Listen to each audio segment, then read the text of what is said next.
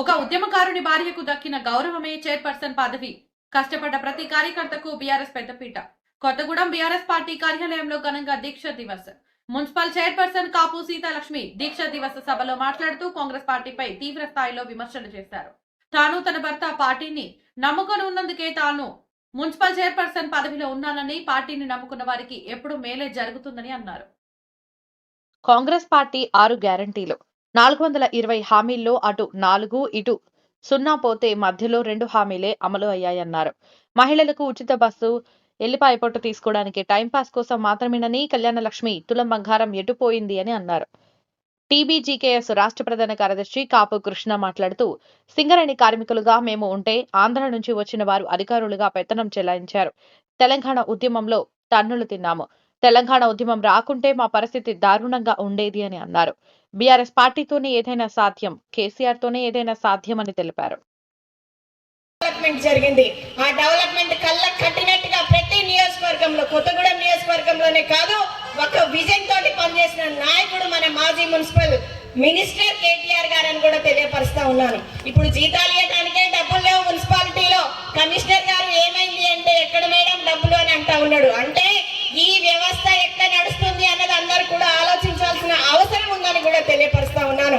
ఈ యొక్క కొత్తగూడెం మున్సిపాలిటీలో కొన్ని వందల కోట్లతోటి డెవలప్మెంట్ జరిగింది. అవేంటో కూడా మీకు ఒక్కటే నిమిషంలో నేను తెలియపరుస్తాను. స్వచ్ఛ ఆటోసే కావచ్చు, మనిషి చనిపోతే వైకుంఠ ధామాలు ఉండాలి, ఏ ఒక్కరికి కూడా ఇబ్బంది జరగొద్దు అని చెప్పినటువంటి ఘనత, ప్రతి ఊర్లో, పల్లెలో, పట్టణంలో కూడా వైకుంఠ ధామాలు ఉండాలి అని చెప్పిన ఘనత కేసీఆర్ గారిని కూడా తెలియపరుస్తా ఉన్నాను. అంతేకాకుండా మనిషి చనిపోతే చివరి అందరం కూడా ఉన్నవాళ్ళం కాదు, మనదంతా కూడా మిడిల్ క్లాస్ ఫ్యామిలీస్. కనీసం ఈ రోజులలో పెద్ద ఫ్యాషన్ అయిపోయింది, మోయటం లేదు. వైకుంఠ రథాలు పెట్టాలి అంటే 15-20 వేల రూపాయలు కావాలి. అదంతా కూడా ఫ్రీ సర్వీస్ ఇవ్వాలి అని చెప్పి అక్కడ వనమా గారు, కేసీఆర్ గారు, మినిస్టర్ కేటీఆర్ గారి సహకారంతో మనం వైకుంఠ రథాలు కొనుక్కొని ఎవరు ఫోన్ చేస్తే వాళ్ళకి వైకుంఠ రథాలు పంపే విధంగా చేసింది బీఆర్ఎస్ ప్రభుత్వం అని కూడా తెలియపరుస్తా ఉన్నాను. పార్కులే కావచ్చు, జిమ్ములే కావచ్చు, పిల్లలు యువతకు ఆడుకోవడానికి మా కొత్తగూడెంలోనైతే మీరందరూ కూడా ప్రగతి మైదానంలో చూసే ఉంటారు, ఫుట్సల్ కోర్ట్స్ కూడా ఏర్పాటు చేసుకున్నాము. ఇవన్నీ కూడా చేసిన ఘనత బీఆర్ఎస్ పార్టీది.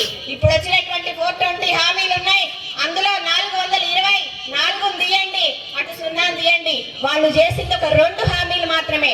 అవేంటి అని అంటే, బస్సు ఫ్రీ అని చెప్పిండ్రు, అది కూడా చిక్కుడుకాయలు ఒలుసుడు, అల్లం పొట్టు తీసుడు, ఎల్లిపాయలు పొట్టు తీసుడు, గది చేస్తున్నారు. ఇంట్లో ఆడవాళ్ళకి టైం పాస్, బ్రష్ చేస్తారు, అందులో కూర్చుంటారు, దిగుతారు, వాళ్ళ స్టేషన్ రాగానే అది వాళ్ళు చేస్తా ఉన్నారు. ఇంకేమున్నది? Free current. ఏముంది? 3 నెలలు బిల్లు ఎత్తలేదు, ఒక్కసారి బిల్లు ఎంత అంటే 5,000 చెప్తున్నారు. ఇంకా ఫ్రీ ఎక్కడ ఇచ్చిండు?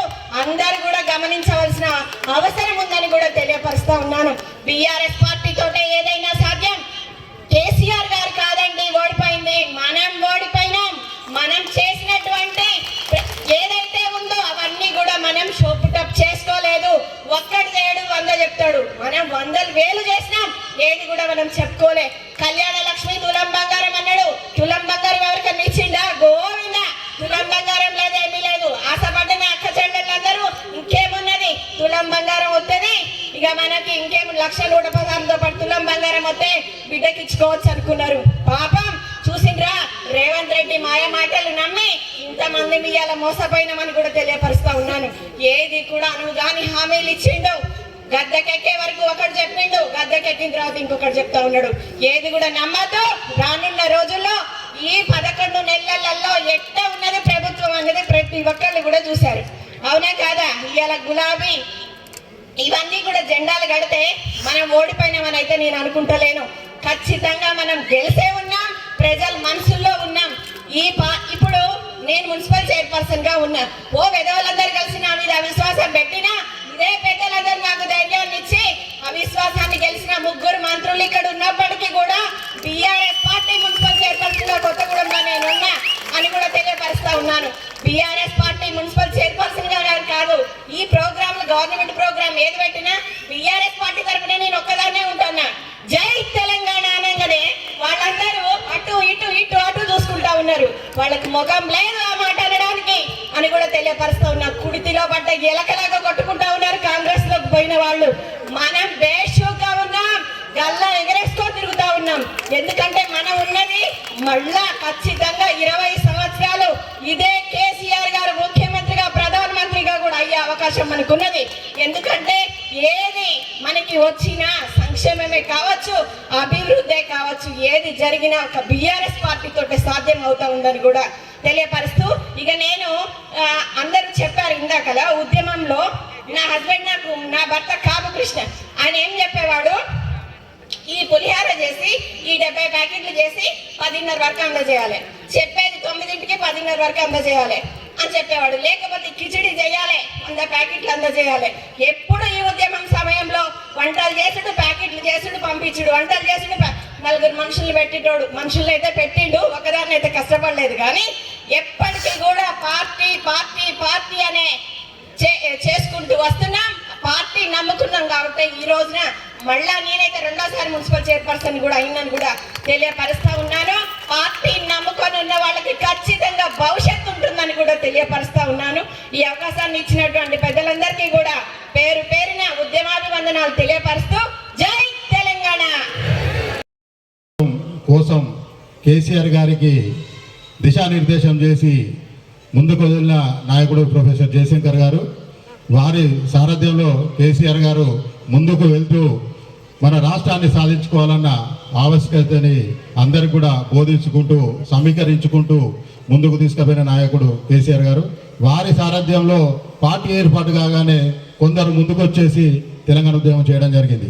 దాంట్లో నేను ఎంప్లాయీని, సింగరేణిలో ఎంప్లాయీని. నేను ఒక్కనే ఎంప్లాయీగా వీళ్ళతో పాటు ఉండేవాడిని. అందరూ కూడా నిరుద్యోగులు కాబట్టికే వాళ్ళు ముందుకు వెళ్ళేవారు. నేను వెనక ఉండి వాళ్ళకు ప్రోత్సాహం ఇచ్చుకుంటూ వెళ్ళేవాళ్ళం. కానీ ఆ రోజు తెలంగాణ ఉద్యమం స్టార్ట్ కాగానే సింగరేణిలో మా పరిస్థితి అగమ్యగోచరంగా ఉండేది.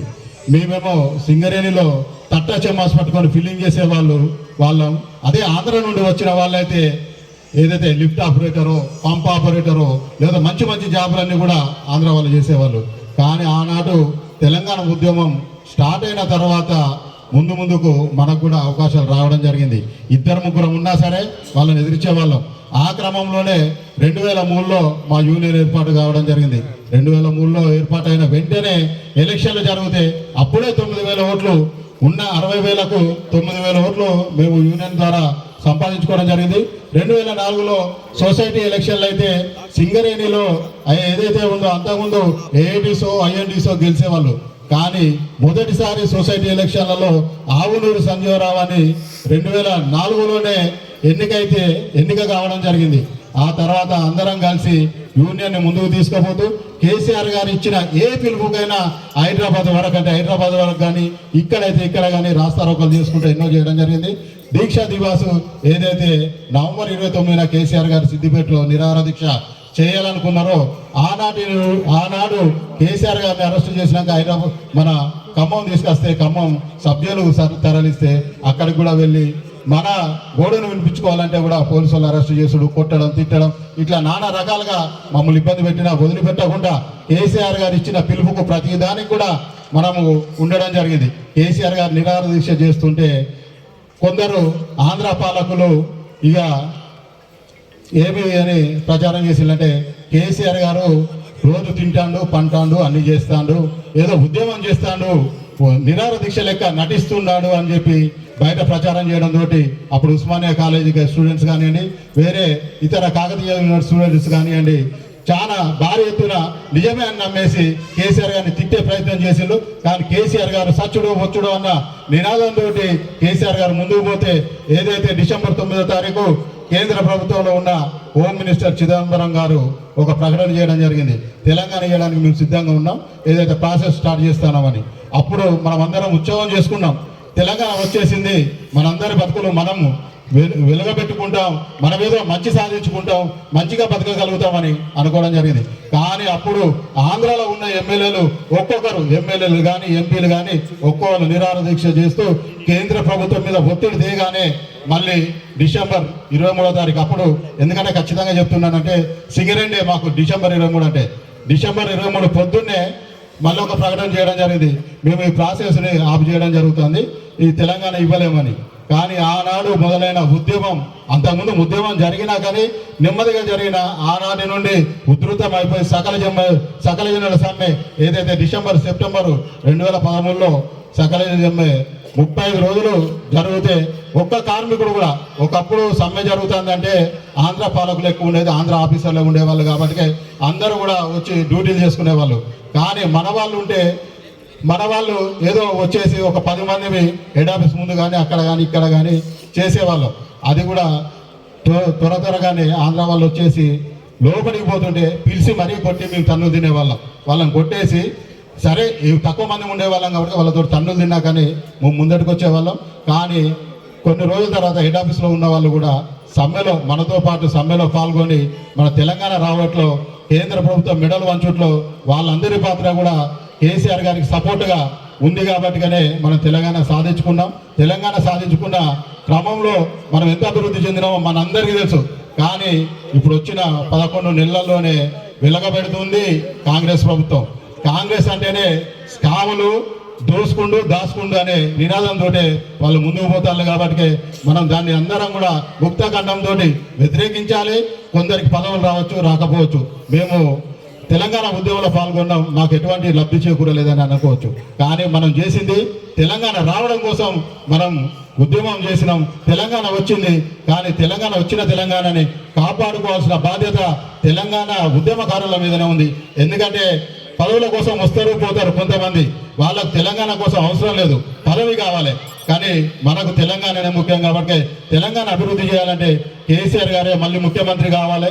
ముఖ్యమంత్రి కావాలంటే మనమందరం సమిష్టిగా కృషి చేసి మళ్ళొకసారి కేసీఆర్ గారిని ముఖ్యమంత్రిని చేస్తే ఒక 20 సంవత్సరాలు మన తెలంగాణ ప్రపంచంలోనే నెంబర్ 1 రాష్ట్రంగా వెలుగొందుతుందని తెలియజేస్తూ ఈ అవకాశం ఇచ్చినందుకు రేఖాకాంతరావుకు ధన్యవాదాలు తెలుస్తూ సెలవుకుంటాను.